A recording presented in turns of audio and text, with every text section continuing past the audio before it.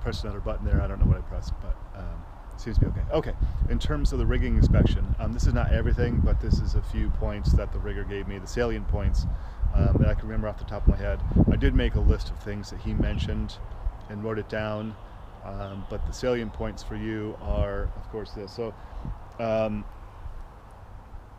here is what we've got right now. We've got all of the lower shrouds are connected to the boat via these shackles, and I think that's horrible. They're point loaded.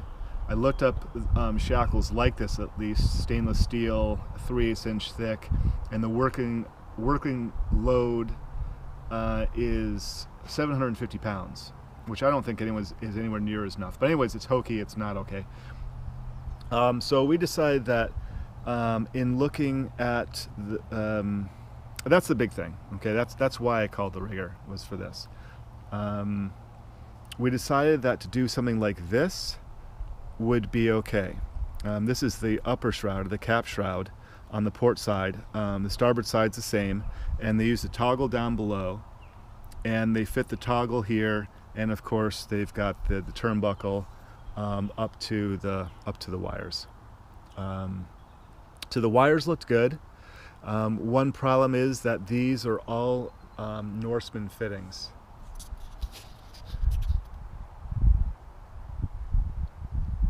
And something I didn't know, never heard of before, was that Norsemans tend to fail.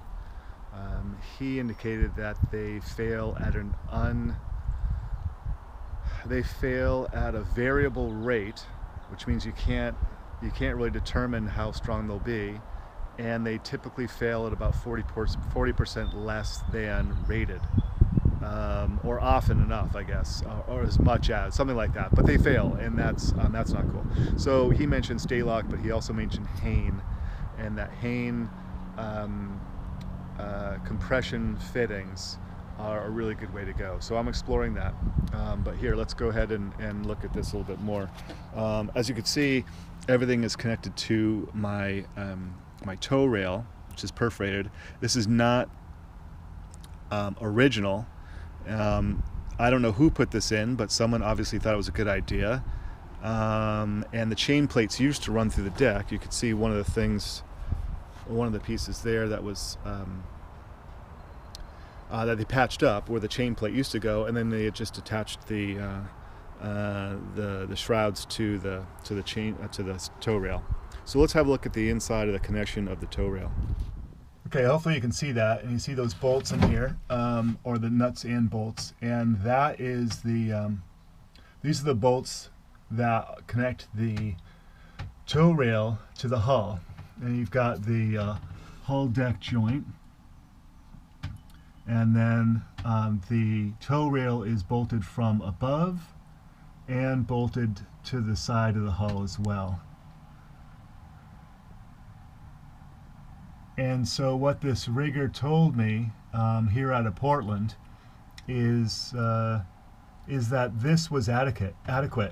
I need to look at the bolts. I need to remove some of these bolts to find out what shape they're in. This one seems to be leaking right here. There are a couple that seem to be weeping to some extent. I guess that one's the big concern, but there are others, of course. And to find out what condition they're in. But in terms of the shrouds being connected to the tow rail, he thought this was perfectly okay because it's through bolted, and it's through bolted fairly frequently. It's not exact, but it seems to be about every 4 inches when you take into account both the top shrouds and the bolts through the deck and the bolts through the hull itself, through the top sides. Okay, ignore the fact that the cabin sole is still a complete disaster. Here is the other thing that he was concerned about, and I never considered it. Oops, let me get some light on that. Well, let me back up here a second. This is the support for the mast, which is deck stepped. And so you've got a big beam under here. One of the problems with these boats originally is that this beam would become rotten. A previous owner seems to have sandwiched it between a couple of thick plates of aluminum, both back and front, right? I'm not a liar. And then through bolted. And that looked okay, he said. But then as you come down, you've got this support, you got this bulkhead, but you also have this support piece right here. And as you come down, you're going to see that with the rotten deck, that support piece is no longer actually touching anything. And so that was concern. Further, this bulkhead, while ugly, is a little bit rotten as well. It doesn't seem too bad, but it could probably be removed and replaced. So that was this issue of this support piece in this bulkhead was his biggest concern about everything he saw. This is the port side. The outside support piece looks okay, and that part of the bulkhead seems fine. Everything is connected well. The starboard side, I have not yet actually checked all the way down, but it seems to be farther inboard and probably is okay. And then the one outboard is probably okay too. Excuse my mess, but this is a major project, and there's only so much I can do in a weekend. So we've got that. That's the bulk of things. Get rid of those shackles. Utilize different fittings. It may not be an immediate need, especially because I'm sailing here in the river. He thought the wire all looked good. The 1x19 stay wire seemed to be okay, but we don't know how old it is, so that's a question mark. Oh, and the last thing over here. Here we are at the stern, and this chain plate. What I did was I put this butyl tape around the opening because it was just open. It wasn't sealed when I bought the boat, and water was just getting down into this locker. And because it appears like it may be an original chain plate, he wants it removed and inspected, and to make sure that the knee underneath is not rotten. Because water was penetrating the deck in this area, it very well may have penetrated the knee itself. And so that is also another concern of his. Take care of that. Further, we'll probably go ahead and put some spacers in here so that this doesn't have all this room right there. That's not a big deal. But I guess another thing he did mention was that, oh, look at this is like bent. Can you see that? These bronze fittings here, he said they're bulletproof, but they're probably original, and they probably are.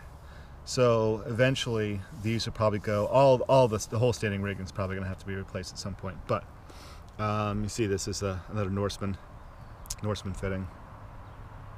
But for the time being, the key is to inspect the chain plate here, to remove those shackles. One concern about the shackle removal is that while most of the shrouds have enough room to lower, let me show you what I'm talking about.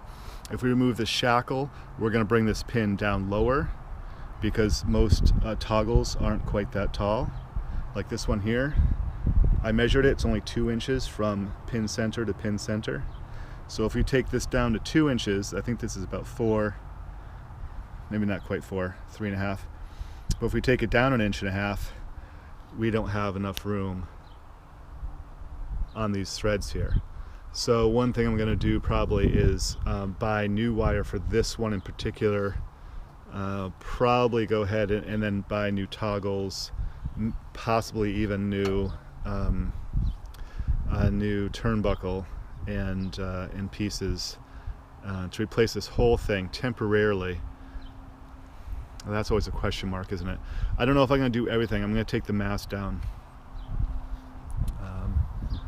I'm gonna take the mast down here pretty soon, and with the mast down I can do all that work. I can replace the bulkhead down below, the bulkheads down below. I'll be doing the cabin sole down below, and then I can do the standing rigging as well, replace that.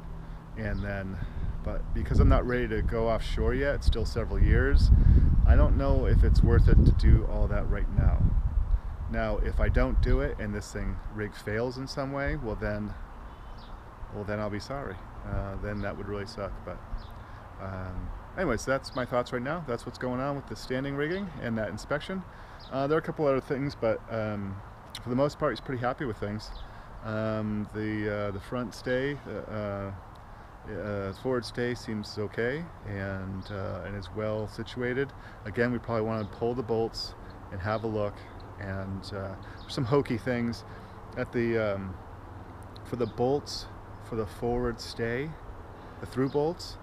He used, I don't know, something like 8 different washers to make up space on the bolts they used. Instead of just using shorter bolts, they threw a bunch of washers in there and then didn't have to thread the nuts on but very far. So just weird things, but it seems okay back wise. We just want to inspect it, pull it, maybe actually use some bolts that are appropriate size, get rid of the washers, that kind of thing. But pretty happy with it. I'm not happy that I have to do a bunch of interior work before I put the mast back up, because that was a completely different phase for me in my mind.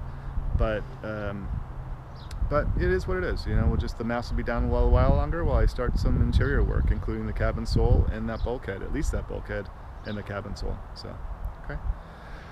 All right, well, again, I'm just elated that this thing was actually on the move, that this went out in the water. And one of the gentlemen, one of my neighbors here, Bob, was here to receive me upon my first return to the slip, and he indicated that this boat hasn't moved from the slip in 10 years, as long as he's been here. And he thought perhaps even a few years before that. So for the first time in at least 10 years, this boat's left the slip.